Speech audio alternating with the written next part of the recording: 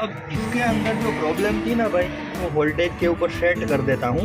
एक प्रोब में यहाँ ग्राउंड पे लगा देता हूँ।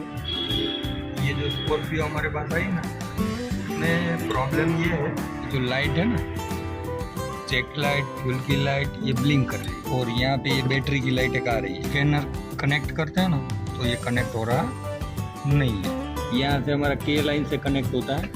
तो ये सारा कुछ तो इन लोगों ने सारा चेक कर लिया।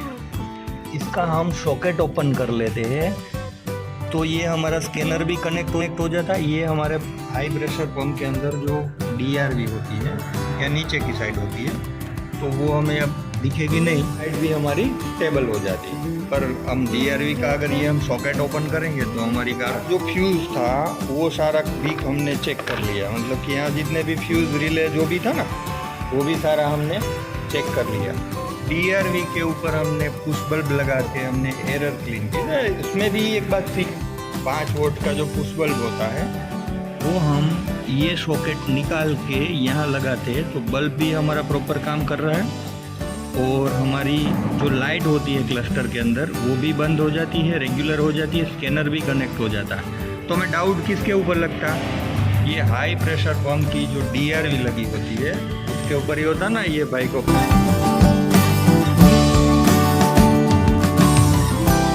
कुछ खोला, सीखा, समझा होता है ना, पर एक सीखने से हमें एक अनुभव मिला कि हमें क्या क्या देखना चाहिए। बेटा ये लेनियम के अंदर एक साइड हमारी ग्राउंड हुई, 1 2 3, ये एक लाइन हमारी नेगेटिव है, एक लाइन हमारी पॉजिटिव। तो जैसे मैं इसके अंदर ये जो सप्लाई आती वो आफ्टर मेन रिले से, ये इसका मेन रिले है। मेन रिले का फंडा भी आप समझते ही हो कि मेन रिले की एक सप्लाई आपकी डायरेक्ट होती है, 30 नंबर की पिन है, ये 87 की है, ये 85 की है, और ये 86 की। ये तो डायरेक्ट जंपर ही होता, मतलब कि इसका मेन रिले का सप्लाई तो 24 घंटे हमारा ऑन ही रहता, बराबर।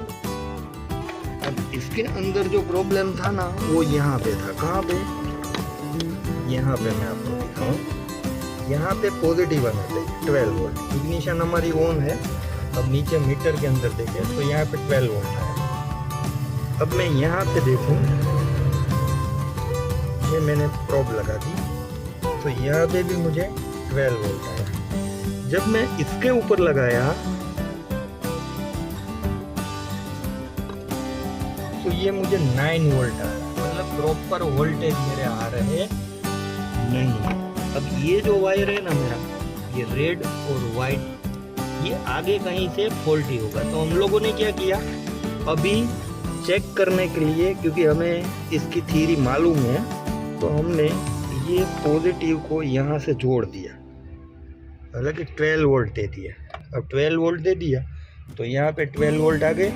अब हम हमारे क्लस्टर के अंदर देखें, ये हो गया हमारा। अब हमारी गाड़ी भी स्टार्ट हो जाएगी। कर तो बेटा चालू, ये गाड़ी भी हमारी चालू हो गई, स्कैनर भी कनेक्ट हो चुका।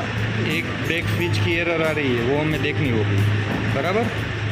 एक पावर स्टेज कूलेंट आउटडीटर लैम्प शॉर्ट सर्किट, ये एरर भी हमें काम करना होगा। एक क्रूज कंट्रोल की, वो तो हमारे स्टीयरिंग में होती है।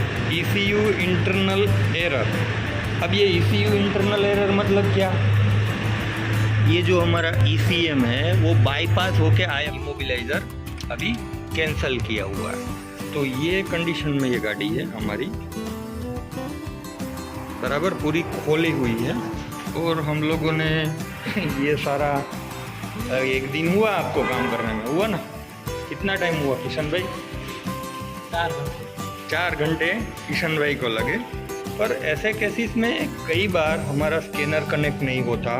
चेकलाइट ब्लिंक करने के और भी बहुत सारे रीज़न है। जैसे ये हमारा एयर मास सेंसर हमारा ख़राब हो चुका होता तो भी हमारी जो चेकलाइट है ना वो ब्लिंक करती है। तो महिंद्रा में हमें ये ध्यान में, हमें एक बात समझनी आई, कई बार हमारी चेकलाइट है, लाइट सारी ब्लिंक करती है, वोल्टेज हमारे ड्रॉप होते हैं। हमें क्या देखना होगा?